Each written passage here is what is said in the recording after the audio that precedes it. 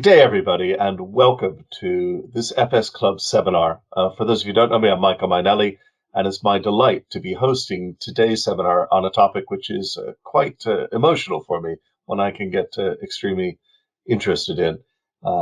We have here today Dr. Paul Taffender, who is not going to be talking about his last book, which is here on the cover, but might be talking about his current book. But he's here to chat to us really about something much more important and deeper than anything on paper, really purpose lost, purpose regained, leadership in financial services post-COVID-19.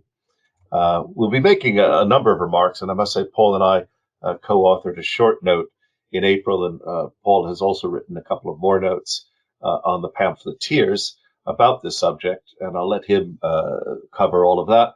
But if I might explain that we at CN are really delighted to be able to host a wide series of webinars like this, including those that are sometimes critical of the industries in which we work. FS Club spans technology through areas of finance and on to areas with social purpose. And these, our many and generous sponsors, permit us to range widely and freely on a whole variety of subjects. Now, today's agenda is fairly straightforward. My job is to get out of your way and let Paul get his message over to you. We will, as ever, have 15 to 20 minutes for questions and answers. And I think today's topic could be, in fact, quite a challenging one for those of us in the financial services industry, because basically Paul is questioning whether we've lost our way, if we've lost it for some time, and if we've lost it for some time and haven't done anything about it, when might we ever? Now, I've known Paul for 30 years, and his biography is on the website, and therefore I don't propose to read all of that to you. I just propose to hand the floor over to you. Paul, it's yours. Thank you, Michael. I love that photograph, by the way, because it's me with shorter hair. I'm thinking of getting a ponytail now because I haven't been able to get out at all to get a haircut for a long time. Yeah, this is a very important topic for me. I mean, Michael himself has said that he gets quite passionate about it. I think I do too, and it's something that we've debated in the last 6 months or so. I guess the question is financial services on the front foot in terms of helping businesses and society at another critical time globally? And we had the 2007 crash, and we've had COVID now, which is turning into another financial crisis, maybe worse than the previous. We don't know yet. And part of that is about what is the purpose of financial services. So if we go on to the next slide, please, Michael. Just some points I wanted to raise on that about for my thinking. I mean, this is my latest book, Leadership Crash Course, and in it I talk about leadership, not wholly focused on financial services, but across industry. And one of the things that comes up again and again, and I was looking at this in the last few months as I thought about it, and one of the things that comes up time and again is this idea of purpose, in that leaders cannot function effectively unless they have a very clearly articulated purpose for themselves and mainly for the organization. And so purpose becomes critical. This book will come out next week in all formats, so you can get it as digital ebooks or as a print copy. And incidentally, one of the focuses of this book is around operating in the digital world, and so it's quite relevant, I think, at this particular time. If we move on, Michael, let's just get to the heart of all this.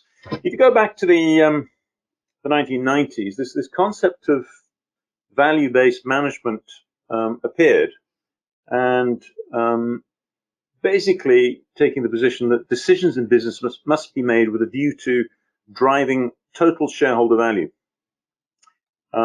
And in particular, Sir Brian Pittman at Lloyd's Bank was a keen proponent of this, and it worked. I mean, it's a good discipline to have because it does drive good discipline around particular decisions which help in returns to shareholders. Problem is that it seems to me, as I look back over the last 25 years or so, that it's become the kind of substitute purpose for financial services in particular.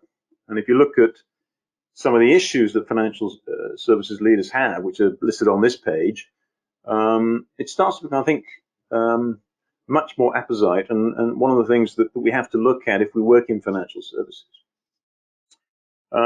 First of all, because value-based management and this notion that one is only in the financial services business at an unconscious level, at any rate, to deliver returns to shareholders rather than to the customer, doesn't get anyone out of bed in the morning. So it's not very motivating for people in the industry. And it may be something that, as I say, has become an unconscious norm. It's just the way we do things now. Secondly, it's study after study and media reports and so forth have revealed that the public really have a perception that financial services is more unethical than other sectors of business. Now, whether that's true or not, it's certainly a very strong perception. And of course, the higher levels of trust that are needed, I think, in financial services, that are expected in financial services, is often going to get in the way as well, that people expect it. And then a final point, I guess, is this idea that legal behavior is not always moral behavior. And so in a very highly regulated industry, the idea of compliance is very important. I've been an executive in a business myself, and the notion of compliance comes to dominate right across an organization. And I just wonder whether in itself that, although it's necessary, it also creates a mindset in the industry, particularly on the back of too big to fail notions in financial services companies, that you don't actually have to have an adherence to a moral set of behavior and actions. It's enough to comply. And so I think a number of challenges here. And I'm not suggesting necessarily that there should be interventions by government to sort all this out. I think there's probably too much regulation, but there does need to be a set of questions asked which help us, I think, to navigate these difficult waters. If we move on, Michael, please. The kind of questions that I'm interested in are the ones we have here. So numbers 1 to 5. And they appear a lot if you are seriously thinking about why you are in business. And so for financial services, I just wonder whether financial services leaders right across the industry have asked these questions recently and really understand them. And we'll see some examples later on in this session about which organizations are trying to do something about this and which have succeeded and which aren't, perhaps. And asking these fundamental questions about whom we serve, why should they come to us, or is our purpose actually fit for purpose? We may have a purpose, but does it actually mean anything in the context in which we operate? And I'm not just talking about corporate social responsibility here. I'm talking about something much more fundamental about why the business actually exists. And it probably comes down to this question, or the statement posed by Peter Drucker, the great management thinker from the 70s and 80s into the 90s. The purpose of a business is to create and keep a customer. I think if more of our financial services businesses had that in mind and were really thinking about that in a serious way, I think we'd have fewer of the regulatory problems and fewer of the problems of perception in the industry. So I think it is really, really important. And it's a fundamental underlying set of questions which I think we have to probably start to think about in a different way. If you look at banking and some of the issues that we've had in banking, and certainly what the insurance sector is now going through with business interruption, my contention is that it is not very plain that financial services is on the front foot.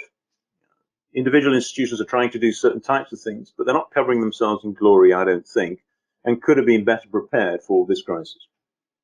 Go on to the next slide, please, Mike.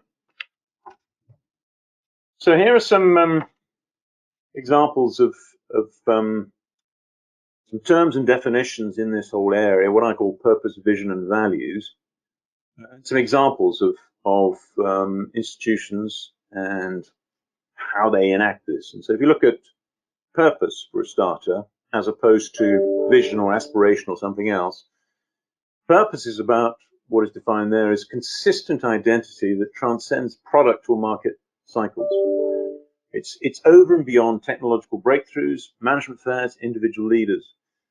And that is really, really important. It's not something that I think a lot of leaders think about. I think they think that the organizational purpose is something that we could actually look at all the time, or it could change. It doesn't really make a difference, but it does. And I think if you look at on the right-hand side, there are some examples. You've got Google. We organize the world's information. I think they are geared towards that purpose, their whole organization.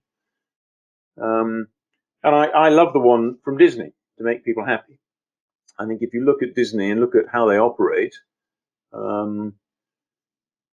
they are geared towards this notion, this purpose of making people happy through everything they do, through their parks, through the movies they make, through the information they feed out through their channels and so forth. And it's a test, I guess, for the financial services sector, whether we have got to grips with this and are starting to get this right from where we were maybe 30 or 40 years ago to this interregnum, if you like, of the last 25 or 30 years. And I put down the Lloyds Banking Group purpose there, to help Britain prosper. So question mark, is that what Lloyds Banking Group is doing? I don't know. It's their purpose, and maybe it is something that will come to light as being something that they have enacted and is working. But again, question mark.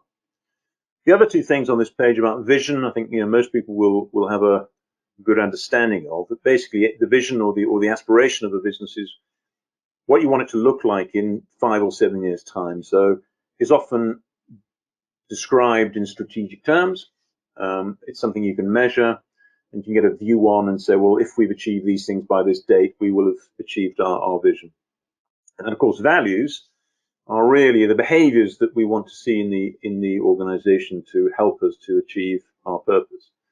And they should actually, beyond motherhood and apple pie, beyond the happy clappy stuff that sometimes cultural values become, they should be a genuine guide about the things that you do or don't do that guide people. And I worry that in financial services, it's compliance that guides people and not the values of the organization. These two things are often at odds. And I think we need to try to bring them closer together to make sure that values do drive the organization towards the purpose that it is setting for itself. Michael, if we go on to the next slide. A way to test this in a way, I think, is this model here, which I've used many times with executive teams. And it's to ask from time to time, and I think in particular at this time with COVID-19 and all its implications, have we got the underlying business model right? And you'll see that what this business model aims to do is not to focus on strategy. It aims to focus on the business model and therefore the outcome, the end. I think too much, certainly my experience in organizations, is about focusing on inputs and the means, but not necessarily on the outcomes, the ends, what we're trying to achieve. And indeed, I suspect that if you look at most financial services sector organizations, they are probably focused on that blue box on the left-hand side, delivery, because of the pressure that financial services companies are under around competitive threats, this whole digital thing which has come in the last 5 or 6 years. How do we best deliver our product or service given the kind of competitive pressures that we're under? And I think that is probably distracting financial services firms from the red spheres that I think are the really important issues that financial services firms need to get to grips with. Why should customers buy from us, and who are our customers? And then what do we produce or market? And I think we'll get on a bit later to an anecdote that Michael related to me, which appears in the latest pamphlet that I wrote for Zien. And I think it's very, very salutary, I think, that particular lesson, because I think it is very relevant to those red bubbles, and it's the area that organizations need to focus on. We move on, Michael. How do we test out whether we have a great purpose? How do we test out whether we have a vision? How do we understand whether we've got the right set of values? And these are some very simple evaluation tests. So a great purpose, as you see there, will be a reflection of the contribution across multiple internal and external shareholders, stakeholders. And critically, it's a timeless description of purpose. not a current description of our activities. And I think very often you find businesses get stuck in this, well, our purpose is what we do now, or we just tweak it slightly. It should also be emotionally engaging across all levels of the organization. And so for me, the way you test that is described on the right-hand side there. So the 5 whys test. So if you ask the question of executives, why are we in business? If you ask them individually, you'll probably find as many why, the answers to that why question, as there are executives. And I've tried this a few times in different businesses, and it is often the case that happens. You don't get a lot of alignment. And that is worrying, I think. And then the other test is this 50-year test. Would this same purpose have applied 50 years ago? If you think about the Disney one, to make people happy, I think it certainly would have done. And the other part of that test is, can you see why this would not apply in 50 years' time? And so I think that timelessness of purpose is really, really important as we go through a very significant and difficult struggle at the moment. And then stepping down one stage, you get a great vision will be more than a measurable target. It's a vivid description of success in 5, 6, 7 years' time. It's also challenging. It creates opportunities, and it's probably audacious, but it is attainable.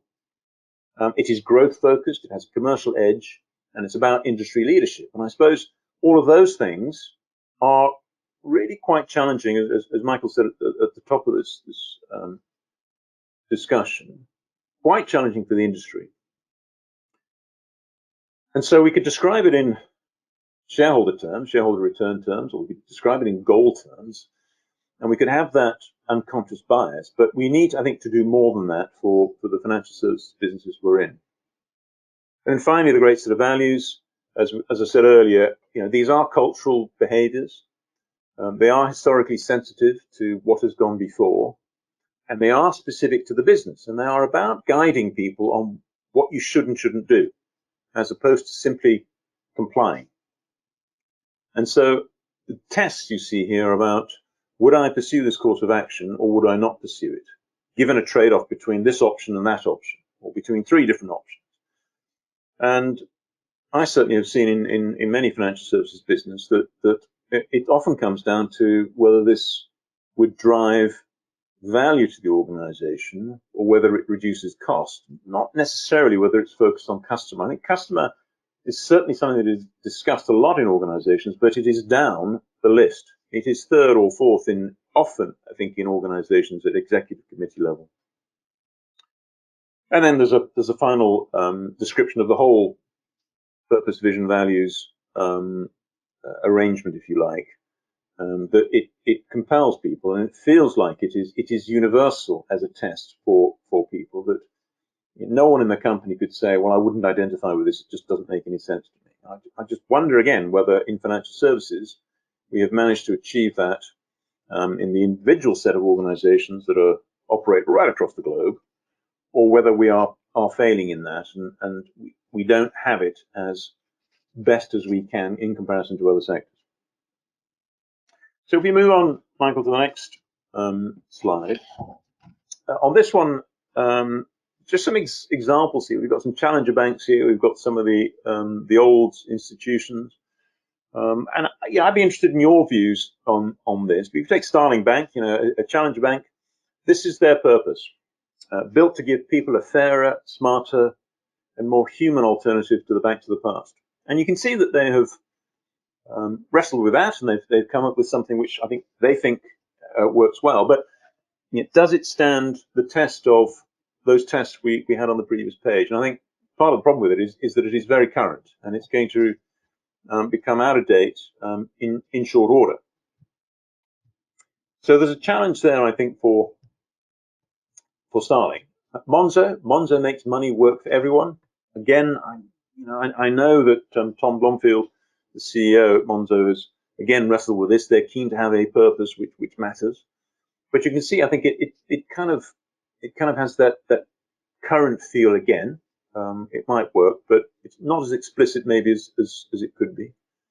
And then the interesting one here is RBS, which has been through a traumatic time over the last 10, 12 years, bailed out, as we know.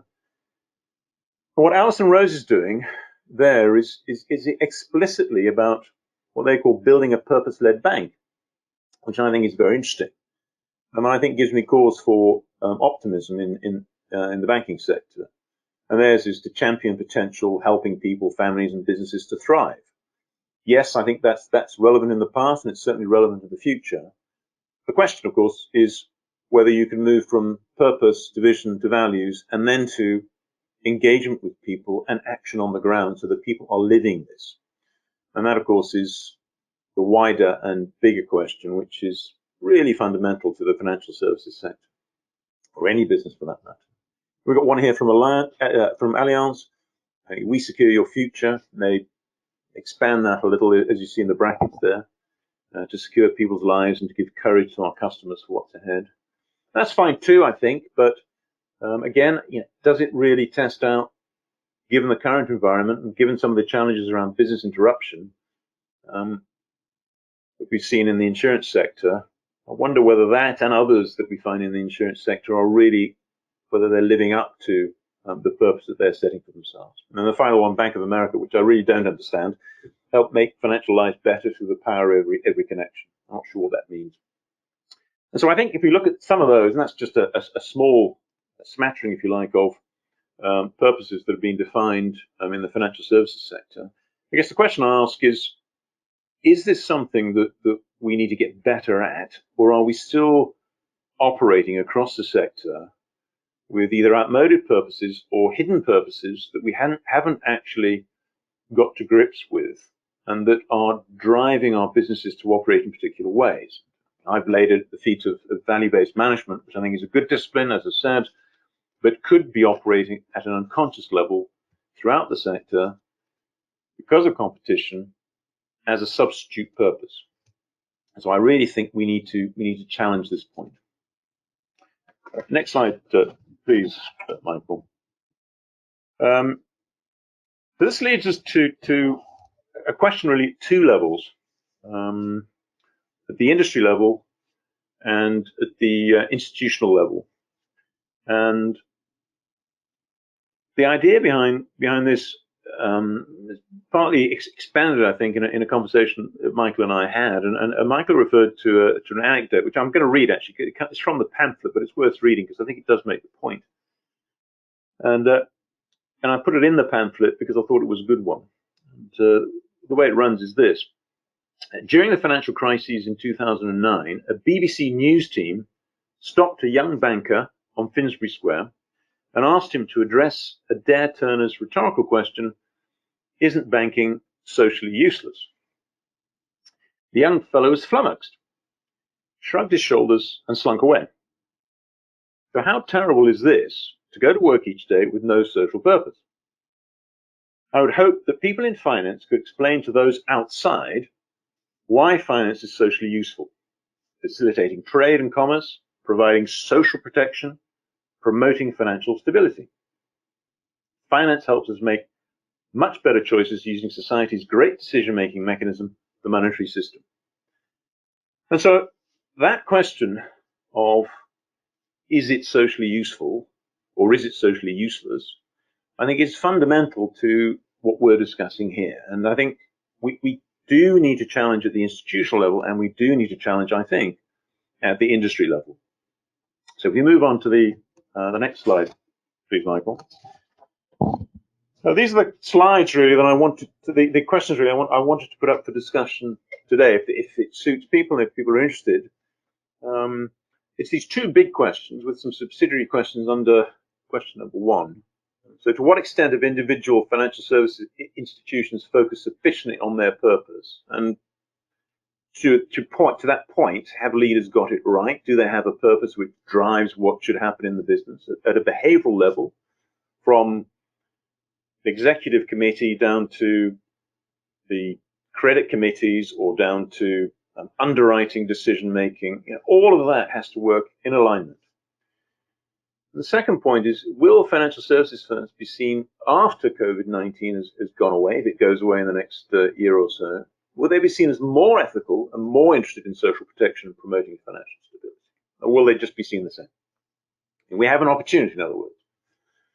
Second, how far does formal organizational purpose cascade? Which is the point I raised just now.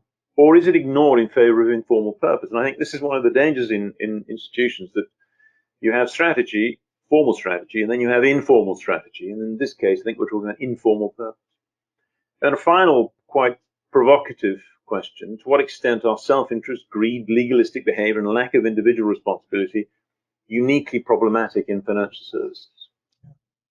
So that's at the individual level. And then I think at an industry level, to what extent would an industry-led initiative to reinvigorate purpose, vision, and values be A, desirable, and B, would it be workable? Thank you.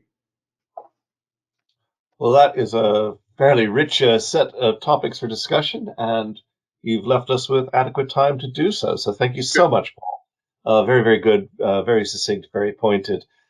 We've got 50 people online, a little bit more, and so there are already quite a few questions. So, folks, if you want to kick into the conversation, please don't save it for 1 minute before the end. So do use the question facility. I've had one question specifically about slides. As ever, these slides will be shared on the site. Anytime we get permission, we do, and Paul has given us permission. So to get cracking, Paul, there's an interesting tension here to some degree. A lot of the socially useful stuff also gets wound up with financial services as a utility. So the idea that, well, everybody should have access to this in the same way that we have electricity or we have water. And this means to some degree your ability to direct your own purpose is constrained. In fact, I was looking at your questions. I thought one of the best ones on purpose is almost, would your customer recognize it? So, you know, the Disney one is great. I go to Disney World to be happy. I watch a Disney film to be happy or make my children happy or something about happy. I get it. And the Bank of America example you gave was clearly, I don't even know what they were trying to say. So we've got that. So Bob McDowell, who's out in the Channel Islands and thinks widely on these things, having been in the industry for ages, says, has financial services drifted too close to government such that it is becoming a tool of government policy? COVID-19 has certainly brought that relationship into focus. Yeah, it's a really good question. And I suppose you could argue, yes, it has, because a lot of banks, certainly in this country, are owned by the government, or at least have been owned by the government for a very long time. And with the best will in the world, you can't imagine that there hasn't been some influence there, much as they'd like to say the opposite. So yes, they've drifted close to government, but that doesn't necessarily mean that they've drifted close to society. And I don't know whether that was kind of part of the implication of that question or not.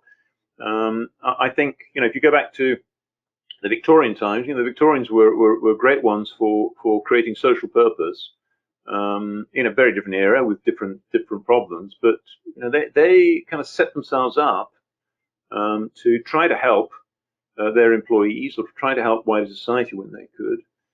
And it wasn't government driven. So I think it's possible to do this, and we have examples from the past that it's certainly possible.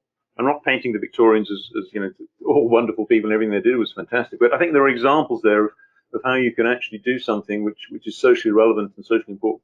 I mean, a question I suppose I pose is this one, which is the banks, for example, are offering payment holidays, but they're still going to charge interest on that payment holiday. They're not saying, we will not charge any further interest for that period of time, where 3 months at the moment, I think it is in this country. We won't charge any extra interest, for you to pay that back. We'll just make it a permanent block that, sorry, those 3 months went by, we're trying to help you, end of story. They're still going to charge money. They're still going to make money at a time of national and global crisis. And I just wonder whether that's one of those trade-off questions, given this or that, should we try to help more than less? So I don't know if that answers the question that was posed. I think, yes, I think institutions are to some extent being driven by government, but that doesn't mean that necessarily being driven in a way which would help society. Paul, you've got a background, at least partially, in the insurance sector. Do you want to explain how you think the business interruption issues might or should have been handled? I think part of this is, I think, down to wordings. I mean, most insurance policies are about wordings, and so the problem with a lot of insurance policies is that customers don't read them. Even in business, they don't, for commercial lines, they don't read their policy wordings very carefully. And it's, there are problems, challenges that the insurance sector face, which have arisen from nowhere, like not just business interruption, but maybe business interruption, which is driven by all this viruses and attacks online and so forth. And insurance is trying to catch up with a world that is changing fast. And insurance is a very slow-moving sector. But I think on business interruption, it just strikes me that it's an industry that wasn't ready for another crisis. And that worries me in terms of the level of long-term strategic thinking, that you're bound to come up with issues and challenges and crises that you need to have at least the principles ready for in order to deal with them. It may be legitimate. I know this is going to go to the courts for the courts to decide, and is there already. But I just wonder whether this is something that they could have been prepared for and could have had a way of dealing with, because it's going to look bad, however it turns out. Okay. Another question here is, and you've got quite an international background, Paul. Is this really a global issue, or is it a bit more UK centric? Well, I think it's a global issue, although things do change quite substantially across the world. So I've spent quite a bit of time in Japan working with financial services institutions in Japan, and they do see the world quite differently there. They've got their own challenges, but I think it's probably global. I think a lot of different institutions across the globe are faced with something similar. Can you point to any global initiatives which banks or insurance companies have set up as an industry to think about crises of the future and how to handle them? I struggle a bit, I think, with that. I think it isn't something that they've necessarily taken initiative to do. But yeah, I'd say it's probably more global. Maybe in this country there's a much greater desire to critique what has happened, and maybe with government ownership of multiple banks, it's become a hot potato. It's interesting. Your 50-year remark picked up a fair amount of traffic, that people liked it, and yet it did divide the audience as well. I'm going to read, if I might, something from Tristan Dennis, maybe to relate to the fourth point of the final questions here. Our leaders may be setting their scopes too far at 50 years. With all the topics such as digital transformation floating around, how do leaders strike the balance for being able to be agile enough to respond to agendas like COVID-19, which could be very short term, and not deviate too far from vision and goals set in a state of focus and planning? Oh, well, I think if you're talking strategy and you're talking vision, all those things should be done in an agile way, but you still need to set direction. We're talking purpose here. And if the purpose of Disney is to make people happy, well, that's not going to change whether there's COVID-19 or a financial crisis or anything else. And so I think that's very different. You're talking about something which is the fundamental purpose of the organization. And you go back to Peter Drucker's comment. You're in the business of finding customers and keeping customers. I think that is really, really important.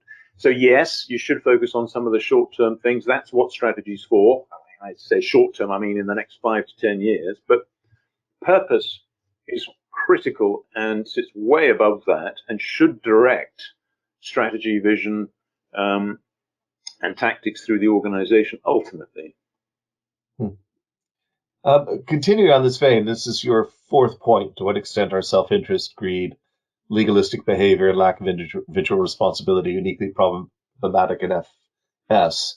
Ian Harris is not uniquely problematic in financial services, in my opinion, but perception of financial services is tainted by scandals. Lack of trustworthiness is an issue. So is the complexity of the sector, which limits public understanding and also makes it hard to regulate and hard to bring miscreants to justice promptly. Do you see evidence of industry-led positive initiatives around financial literacy and financial inclusion? those are positive things that might reinvigorate purpose, in my view. I think there are, and I think, for example, I think in the insurance sector, there have been long been attempts to try to help customers to avoid risks that they could otherwise claim if they happened. So there's certainly self-interest, but it's genuinely positive self-interest, I think, on behalf of insurers. They're trying to help their customers to avoid problems. So, for example, particularly with new technologies as they come into play, you can send a text or an email to your customer to say, there's a storm coming in, batten down the hatches, and that avoids the problems for the customer and avoids claims, of course. So I think institutions do these kinds of things. And there is certainly, positive intent out there amongst many. I think when I've seen organizations look at purpose and then try to deal with it, they often struggle with defining what their purpose is as they question why they are in business and what they're trying to offer to their customers. They get something down, but it doesn't cascade down the organization because they don't change the rules of behavior. They don't change the way to make decisions. And so I think if we saw more of that, it would be good. And I think this is a really good point. We do need, I think, more education of customers.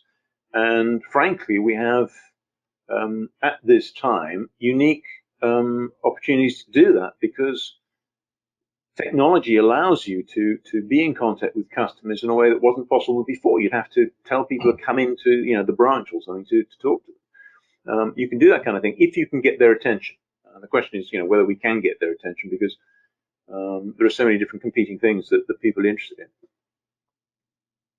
Yeah, last week we had excuse me, Duncan Sands from Payments 20, a trade alliance on international payments, and he made a particularly interesting point that he felt that technology was actually leading to social or financial inclusion in developing economies, but was actually leading to financial divisiveness or financial access divisiveness in advanced economies. So an interesting point there. And Max has asked a question, which I normally like to think I could probably handle some of these questions. So I'm warning you, this could be an interesting one. Given the topic that you've just discussed, what role will AI have in influencing financial services leaders in the next decade? That's many layered. I think any advanced technology usually gets puzzled looks around the executive committee table and an ask from executives for IT to explain to them what this will mean in the future. And of course, IT are usually the worst placed to actually answer that question because they're used to doing these massive IT infrastructure projects which have nothing to do with AI and have nothing to do with very advanced technology. I would hope that AI can be used as a force for good because it will provide much more information. I think the more information that customers have about the decisions they're making, whether it's on banking or on loans or credit of any kind or on insurance or big commercial decisions that institutions might make through the help of investment banks, that having a lot of information which is processed through new technology is going to help rather than hinder. And I think that's probably true of history, that the more information people have, the more likely they are to get decisions right or to make better decisions. But at the same time, and one shouldn't forget that AI is just a tool, and AI at the moment is actually not very intelligent. It's pretty stupid, but it will help. So I suspect that it could be used for the wrong purposes. When you think about all the information that institutions are gathering on us, they are undoubtedly trying to drive individuals towards making decisions which will suit them as businesses. That will be a whole new area to regulate or to look at more closely. Yeah, it's a tough one, and I don't think anthropomorphizing it helps. My AI made me do it. I didn't really mean it. Hang on, it's a tool, as you said. Why are you either using the wrong tool or using it inappropriately or incorrectly is your problem. Right. Interesting one to hear. I'll call him Tim because it's a slightly sensitive question. Uh, but a listener out here is saying, hearing about focusing on purpose is like music to my ears, having previously been in an organization which really couldn't figure out their purpose. That's why I'll leave it at Tim. What do you think is the best way for an organization to define their purpose, or do you think it evolves and is shaped as an organization grows? Which I must say I have a lot of sympathy. I've sat through Yeah. endless mission, value, purpose sessions, which is okay. We need one of these darn things. Let's sit down for 2 or 3 days and bash ourselves senseless until we have something. And exhausted, the mission crawls out, or as Tim says, perhaps it evolves and is shaped. Yeah, and I think that point, that word evolves is a really useful one. When I've done work like this, it's usually taken a year. So I think your point, Michael, about 2 3 days, I think is a valid one. People don't have unlimited time, but if you look at the percentage of time that people in large institutions and medium-sized institutions spend on questions of purpose and indeed strategy, it is a tiny, tiny proportion of time, and yet it's the thing that will drive the direction of the business and the decision-making throughout the business over the next 5 or 10 years. And so I'm always disappointed at the amount of time that executives will spend on that. In fact, executive committee papers are usually dominated by tactical operational challenges. Now, undoubtedly that's important, but it does seem that there are governance issues and institutionally difficult organizational arrangements which make it impossible sometimes for executive committees to operate effectively on the big questions. They tend to focus on the small questions. It may be that those are the kind of people who end up rising to the top of organizations, and therefore they are geared towards dealing with operational issues. But the best way to do it, I think, is to take your time. And I think that's not something that executive committees do easily. So when I said to clients of mine, this purpose, vision, values, strategy process is going to take you at least a year, they say, "Oh, I'm sure we can do it in 3 months."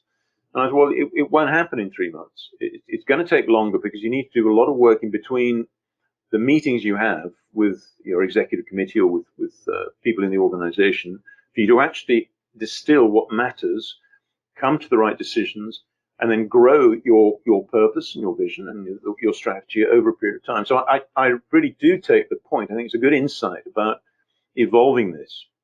And a purpose like Disney's, they've got that set now, and so they don't need to worry about it too much. But they do need to worry about sticking to it. And it's very easy, I think, for organizations to have a purpose which just isn't live. It isn't lived by people in the organization. Well, So Tristan answer also that, it points, takes time. I think it takes time. It takes time. and Tristan points out, that it's got to be authentic, or everybody sees straight through it. Got time really for three quick questions if we push. First one is back to Bob McDowell. He says, an interesting observation, I think, given one of your points is about complexity. Should financial services businesses restrain from being all things to all people and retreat to specialization as a step to becoming more discrete and low-key businesses? Good point. I mean, it's interesting. I've been doing a bit of research on this, and if you look at some of the banks, for example, they do seem to get quite confused because they have a different purpose, often formally stated for business lines to personal lines. And you think, well, they might have different offerings and services, but is their purpose, genuinely different? And so, to me, it just seems like they've got confused, and so they need a different purpose for one and not for the other. So I think I have some sympathy with the idea of having a very core, very definite view about what you're trying to achieve, and then sticking to it. I mean, to go back to Peter Drucker, I mean, he used to make the point that no business unit should be more than 250 people, because otherwise it just started to fall apart and started drifting into different directions. I mean, many business units are 10 times that size or 100 times that size. And so it's a good test about whether you can actually keep operating in a distinct way if you are all things to all people. I remember, a piece of research you did quite some time ago when we were working together, and you concluded that if you didn't have a crisis, make a crisis if you wanted to get something done, so that it's there. Now, financial services has been through the mother of all crises. and that's in the plural, really from 2007, 8, 9, 10, at that point, now going through, along with everybody else, a huge economic crisis, but one in which they do play a core role, whether it's insurance or asset management or banks. I was on the phone today listening to one of the asset managers of Bourdamont explaining how much money we've lost. So, there's a lot going out there. How do you generate a sense of crises to get your purpose sorted out? All right, it's a good question. If you look back to one example, I'll give Philips. Produce lots of electrical goods. Going back some time now, one of the ways the chief executive created a crisis there was he had the top 200 managers across the Philips world, from right across the globe, for a meeting in the Netherlands, and he had printed a mocked-up Financial Times front page which said Philips files for Chapter 11 bankruptcy, and then some copy in that saying why this had happened. And he said, all I'm doing is predicting the future based on the course we're taking currently. We need to sort ourselves out. And for me, what creating a crisis does, when you need to do that, if organizations are drifting, is you're trying to reach into the future and pull the future close so you can see it. And not all people are very good at that. They tend to think about the next day or the next month, this year sometimes, but even executives can get very tied into the tactical, and they don't try to look into the future. And I guess this is sort of a closing thought, which I love your remark upon. Your final question here: to what extent would an industry-led initiative to reinvigorate purpose, vision, and values be A, desirable, and B, workable? It's fairly clear from the audience reaction that A is something that they would like, i.e., it is desirable. I'm just curious about workable, and I've got one point I'd like to make, which is that Sustainable Development Goal 10, the UN is basically saying, here are major crises in our 17 Sustainable Development Goals, and one of them, 10, is to achieve financial inclusion. So even at that level, it's recognized as a major problem. And I'm very confused personally about the financial inclusion argument to some degree because of Duncan Sand's remarks the other week, which echo mine that, well, actually, as I traveled in the third world, it's not that bad in terms of inclusion. Now, they don't have money. That's a different thing as opposed to access. And yet we seem to have this problem here, as we've noticed in America, just getting the checks out to people, or we've noticed in Britain, which is getting the loans out. So how can we galvanize, how can we make it workable? Well, I think for anything to operate at an industry level, you have to be very careful it doesn't turn into a talking shop.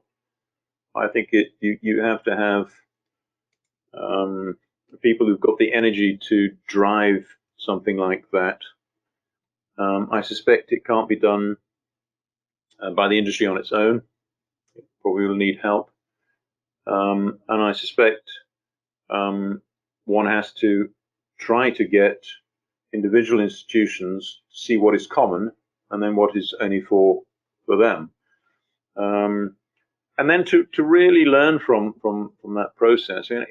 I think the idea of creating purpose is a non-trivial exercise, and one shouldn't go into it in a way that is going to be trivializing, that you'll end up with motherhood and apple pie. But of course, the financial services sector it solves problems all the time and has always done. I just don't see why it shouldn't be able to solve this particular problem if it faced it and thought about it seriously. Great. Paul, absolutely. I'm afraid we have run out of time, but bear with me. I'll come back and thank you in a moment if I may. But first, I really would like to thank, as all us radio show host wannabes must, our sponsors. But quite seriously, thank you so much. Many of you are in financial services, so this is a bit of a sobering bit of cold water to some degree, but one that we must all think about. And many of you are in technology, providing it to financial services. So we've all got a role here that I think is extremely important. And I just don't know, Paul, how we can get our backs to the wall to finally get this done after what has been an achingly long decade and more where we've failed to do so. I'd also like to thank you, the audience. It's always good to have you out there. Thanks very much for some insightful questions there. As ever, we've got some webinars coming up. So tomorrow, Karina Robinson, who's the Master Worshipful Company of International Bankers, will be talking about global trends and city effects. And I hope to put some of these questions about purpose to her. We have a fascinating bit on what's going on in Central Asia, green finance along the Belt Road with the Nur Sultan Astana International Financial Center, a fireside chat with Ripple on Thursday, and finally on Friday, Alan Hughes is going to be dialing in from Dublin, talking to us about the increasingly accelerated world of online telemedicine, telepsychiatry. So a lot more happening. But Paul, thank you. Really, it's a tough topic, this one. And it's one that everybody picks up and puts to the side. And I thank you so much for picking it up and putting it back in the center. I'm afraid that with the audience out there, I can only offer you a virtual round of applause. But my wife Elizabeth said to me, I ought to do something a little bit louder than my hand clap. So I've brought my fascinating gong. Very good. That's very impressive. Thank you, Michael. And I would like to say thank you, Paul. It's been a real delight to have you on, and I hope you do make progress. And I would encourage anybody out there who feels that they would like their organization to move forward, contact Paul, because he is clearly trying to assemble a critical mass of people prepared to address this issue. And I would hope that the industry can do it on its own. Waiting for initiatives like the Banking Standards Board and all has been, in my opinion, deferring to somebody else your own problem about your own existence. So let's get cracking. Thank you so much. Thank you. Thank you all.